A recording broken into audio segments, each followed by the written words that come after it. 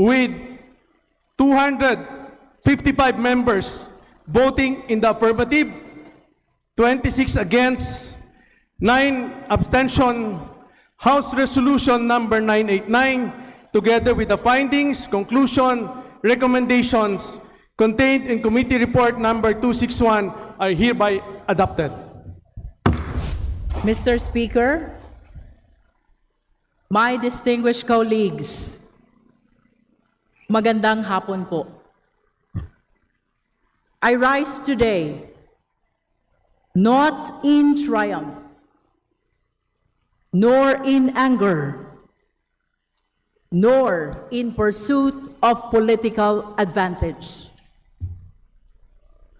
I rise because the Constitution commands us to rise. I stand before this chamber carrying not privilege, but duty.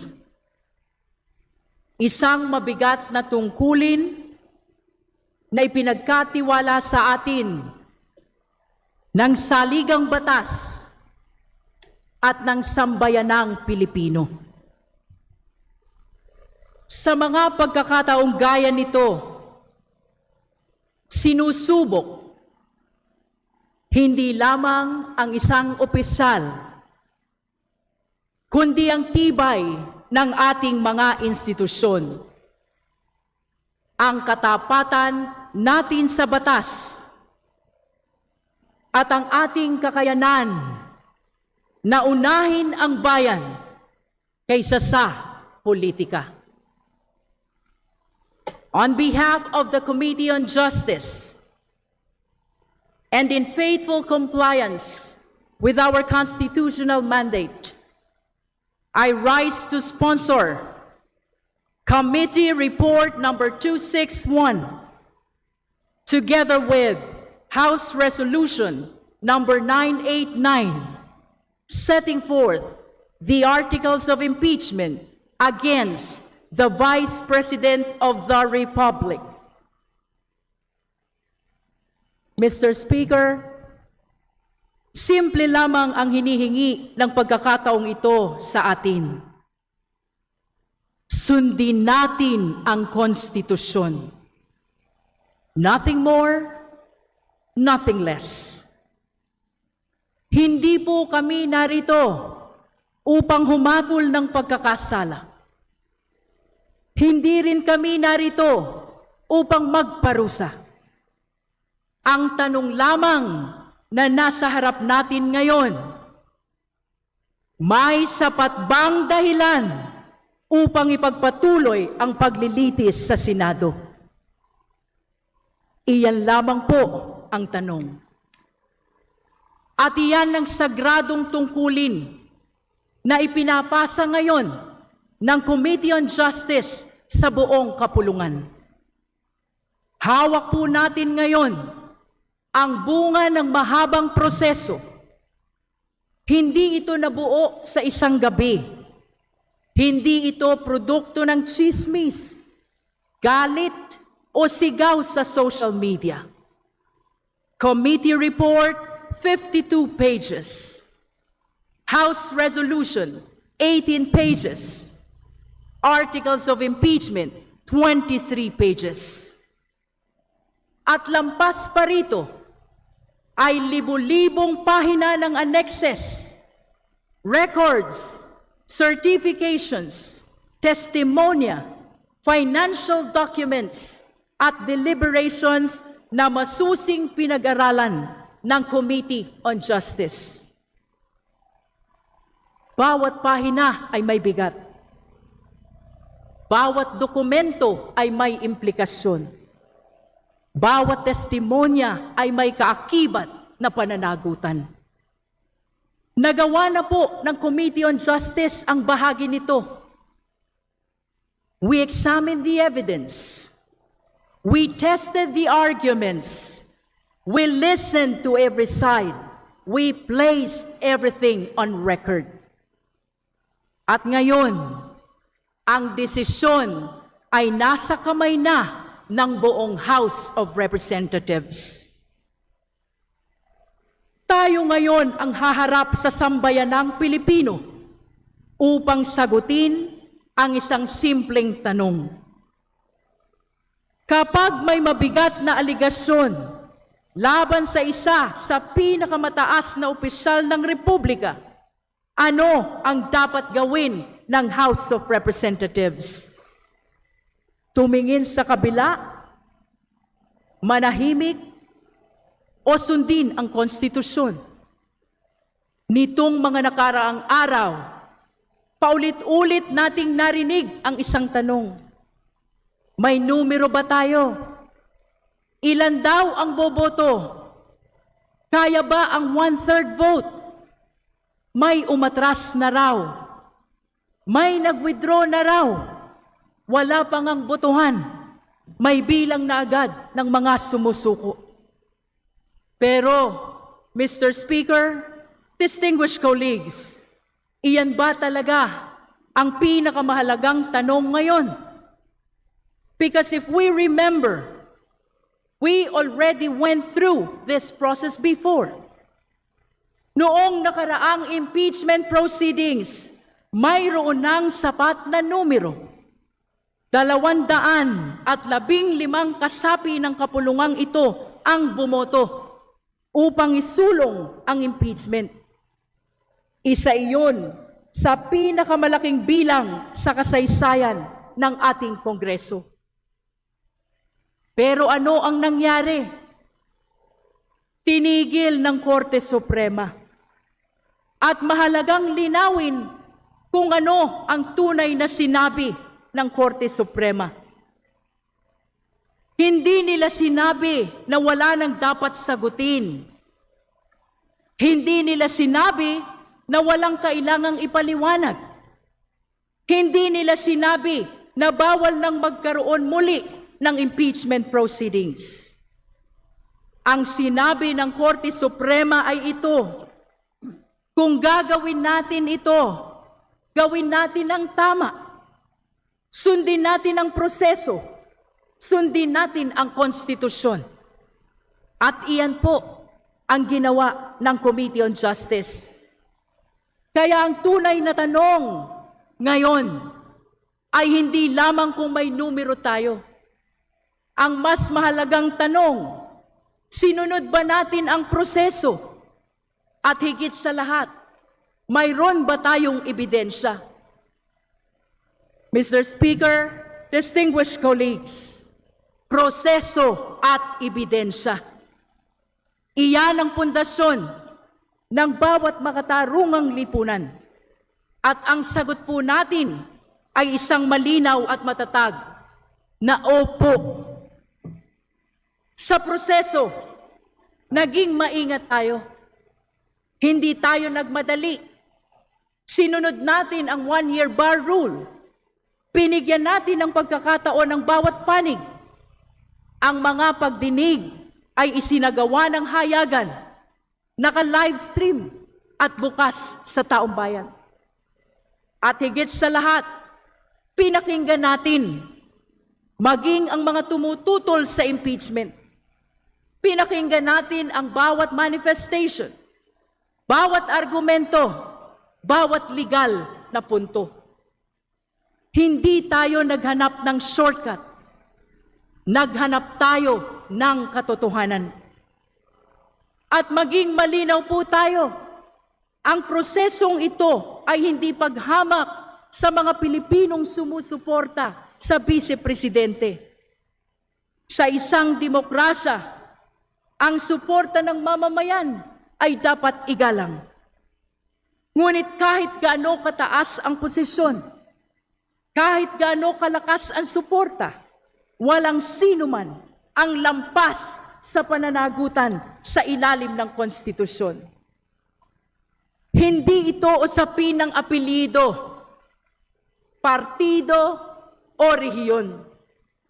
Ang prinsipyo ng pananagutan ay dapat umiiral kanino man, kaalyado man o kalaban. At kapag may aligasyon laban sa sino mang opisyal ng pamahalaan, maging miyembro man ng House of Representatives, Senado o ehekutibo, dapat itong imbestigahan at sagutin sa ilalim ng batas. Walang puwang sa isang tunay na demokrasya ang selective accountability. At sa ebidensya naman, nakita natin ang mga dokumento na hindi maaaring ipagsawalang pahala. Mga certification mula sa PSA, mga disallowance mula sa COA, mga records ng transaksyon mula sa AMLC, mga dokumentong isinumite mismo sa Committee on Justice at isinama sa official records ng kapulungang ito. Nakakita tayo ng mga pangalang walang official records. Nakakita tayo ng mga confidential funds na idineklarang disallowed at pinababalik sa kaban ng bayan. At nakita rin natin ang ulat na nagpapakita ng bilyong-bilyong piso ng inflow at outflow na mga transaksyon sa loob ng maraming taon. Maaaring may paliwanag sa bawat transaksyon. Ngunit sa laki, lawak at pattern ng mga ito, tungkulin nating tiyakin na ang mga ito ay maipaliwanag ng lubos sa tamang forum at sa ilalim ng panunumpa. At habang pinag-uusapan natin ang bilyon-bilyong piso, alalahanin natin kung kaninong pera ito. Pera ito ng manggagawang pumapasok kahit kulang ang pamasahe. Pera ito ng magulang na nagtitiis upang mapag-aral ang anak. Pera ito ng pamilyang pumipila sa ospital, ngunit walang pambili ng gamot. Pera ito ng mga Pilipino na araw-araw nagbabayad ng puwis habang umaasang tapat ang mga pinunong kanilang pinagkatiwalaan. Kaya kapag may mga tanong tungkol sa paggamit ng pera ng bayan, hindi maaaring manahimik ang House of Representatives. At sa kabila ng lahat ng ito, isang bakanteng upuan ang humarap sa Committee on Justice.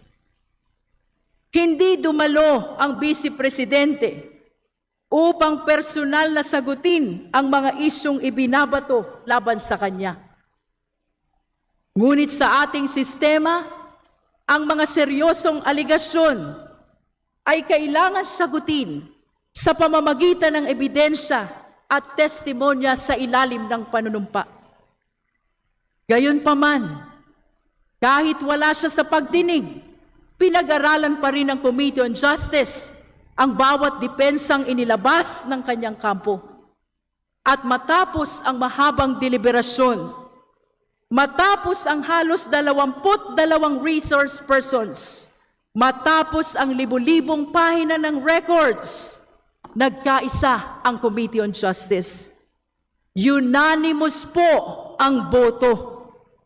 The committee found probable cause to proceed with impeachment. At mahalagang tandaan, hindi nagsimula ang komite na magkakapareho ang pananaw. Marami ang nagtanong, marami ang nagtuda, marami ang nais munang makumbinsi. Ngunit habang dumarating ang mga dokumento, habang lumalabas ang testimonya, habang nabubuo ang kabuuang larawan, unti-unting luminaw ang isang bagay. May mga tanong na hindi maaaring iwasan. May mga issue na hindi maaaring ipagkibit palikat. May mga bagay na kailangan ng harapin ng buong bansa. At ito ang naging batayan ng Articles of Impeachment. Article 1, ukol sa confidential funds at paggamit ng kaban ng bayan, gamit ang mga questionableng dokumento. Article 2, ukol sa mga transaksyon at ari-ariang nangangailangan ng malinaw na paliwanag at reconciliation sasalin at idineklarang kita. Article 3, ukol sa aligasyon ng bribery at paggamit umano ng pera, kapalit ng impluwensya at pabor. Article 4, ukol sa mga banta at mararahas na pahayag laban sa matataas na opisyal ng bansa na sa pananaw ng komite ay sapat upang litisin sa Senado. Mr. Speaker, distinguished colleagues, may mga aligasyong pinansyal na kailangan sagutin. May mga dokumentong kailangang ipaliwanag. Ngunit may isang bahagi ng usaping ito na higit na mabigat sapagkat hindi lamang pera ng bayan ang nakataya. Ang nakataya rito ay tiwala ng sambayanan at katatagan mismo ng ating republika. Sapagkat kapag ang isang mataas na pinuno ng bansa ay nagsasalita tungkol sa pagpatay sa Pangulo ng Republika, tungkol sa pakikipag-usap umano sa isang assassin, at tungkol sa posibilidad ng karahasan laban sa pinuno ng Estado, hindi maaaring ipagkibit balikat iyon bilang simpleng bugso lamang ng emosyon o ordinaryong alitan sa politika. May mga nagsasabing wala namang overt act. May mga nagsasabing emosyon lamang iyon. Ngunit, Mr. Speaker, distinguished colleagues, ang usapin dito ay hindi lamang kung may kasong kriminal. Ang usapin dito ay ang bigat ng mismong mga salitang binitawan ng isang pinakamataas na opisyal ng Republika. Sapagkat hindi pangkaraniwan para sa isang mataas na pinuno ng bansa na magsalita tungkol sa pakikipag-usap o pakikipag-ugnayan sa isang assassin kaugnay ng Pangulo ng Republika. Hindi ito simpleng init ng ulo. Hindi ito karaniwang political rhetoric at lalong hindi ito uri ng pananalita na inaasahan ng sambayanan mula sa matataas na opisyal ng bansa. Sapagkat ang mga salita ng mga pinuno ay may bigat, maaari silang magbigay ng kabanatagan o maghasik ng pangamba sa sambayanan. At kapag ang mga nasa pinakamataas na antas ng pamahalaan ay tila inuuna ang karahasan kaysa kinahunan, hindi lamang mga opisyal ang naaapektuhan. Ang unang naaapektuhan ay ang ordinaryong Pilipino, ang manggagawang nangangambang mawala ng hanap buhay kapag nagiging magulo ang kalagayan ng bansa. Ang pamilyang hirap na nga sa taas ng presyo ng bilihin at lalo pang nangangamba kapag humihina ang tiwala sa pamahalaan at ekonomiya. Ang maliliit na negosyong umaasa sa katahimikan at katatagan upang patuloy na makaraos araw-araw. At ang mga magulang ng tanging hangad ay isang ligtas, maayos at matatag na kinabukasan para sa kanilang mga anak. Sapagkat sa panahon ng krisis, hindi karahasan ang hinahanap ng bayan sa kanilang mga pinuno. Ang hinahanap nila ay kapanatagan. Hindi takot, hindi pangamba, hindi kaguluhan. Sapagkat ang tunay na lakas ng pamumuno ay hindi nasusukat sa tapang at karahasan. Nasusukat ito sa kakayahang magbigay ng kaayusan, kapanatagan sa sambayanan, lalo sa panahon ng pangamba. At ito ngayon ang isa sa mga tanong na kailangang harapin ng sambayanang Pilipino. Anong uri ng asal, paghusga at pamumuno ang inaasahan natin mula sa mga pinunong pinagkakatiwalaan ng sambayanan? Mr. Speaker, distinguished colleagues, ang mga articles of impeachment na nasa harap natin ngayon ay hindi simpleng political document. Ito ay salamin ng isang mas malaking tanong na bumabagabag sa sambayanang Pilipino. Anong uri ng pamumuno ba ang karapat-dapat sa ating bansa? Sapagkat ang usapin dito ay hindi lamang legal. Ito ay moral, ito ay constitutional. At dahil moral at constitutional ang usapin, hindi maaring takasan ng alinmang institusyon ang tungkuling ito. At kapag may mabibigat na pagdududa tungkol sa paggamit ng pera ng bayan, tungkol sa katapatan sa SALN, tungkol sa asal at pananalita ng isang pinuno, hindi maaring manahimik ang House of Representatives. Hindi tayo maaaring magbulag-bulagan. Hindi tayo maaaring matakot. Hindi tayo maaaring maging kasabwat ng katahimikan. Mr. Speaker, distinguished colleagues, marahil ito ang isa sa pinakamabigat na boto na gagawin natin bilang mga halal na kinatawan ng bayan. Sapagkat ang pagboto natin ngayon ay hindi lamang tungkol sa isang tao.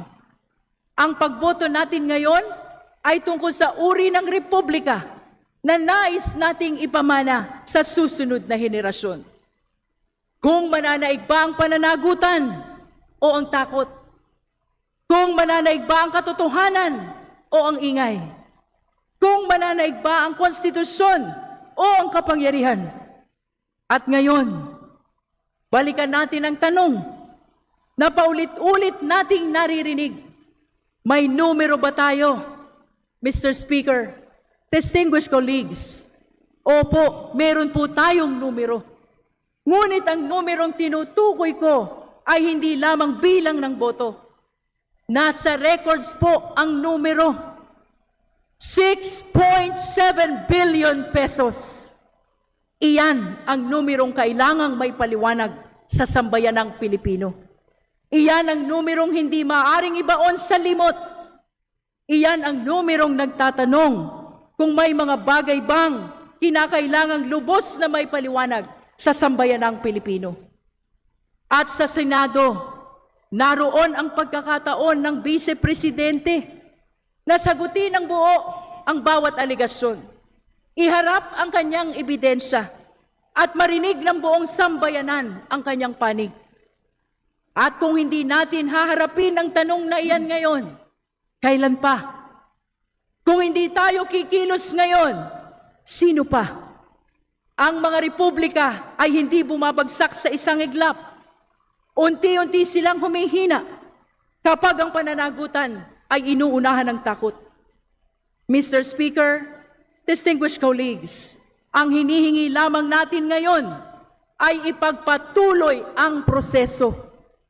Bigyan natin ang pagkakataon ng Senado na dinggin ang buong katotohanan. Hayaan nating manaig ang ebidensya. Hayaan nating manaig ang proseso. Hayaan nating manaig ang konstitusyon. At sa huli, hayaan nating manaig ang bayan. With that, Mr. Speaker, distinguished colleagues, I respectfully urge this chamber to vote in favor of Committee Report number 261 and House Resolution number 989. Let us do our duty. Maraming salamat po. Muli po ang aking pagpapaalala sa lahat ng pagpapanatili ng kaayusan at paggalang sa proseso na ating kapulungan sa pagpapatuloy ng sesyon ng plenaryo. Sa pag-anunsyo ng resulta ng desisyon ng miyembro ng House of Representatives, mahigpit pong ipinagbabawal ang anumang pagpapakita ng pagsasang-ayon o pagtutol tulad ng pagpalakpak, pagsigaw, pagpapakita ng mga placard o anumang kahalintulad na kilos sa loob ng bulwagan at sa galeriya. Hinihiling po natin ang pakikiisa ng lahat upang mapanatili ang dignidad at wastong decorum sa kapulungan at sa lahat ng oras. With 2 255 members voting in the affirmative, 26 against, 9 abstention.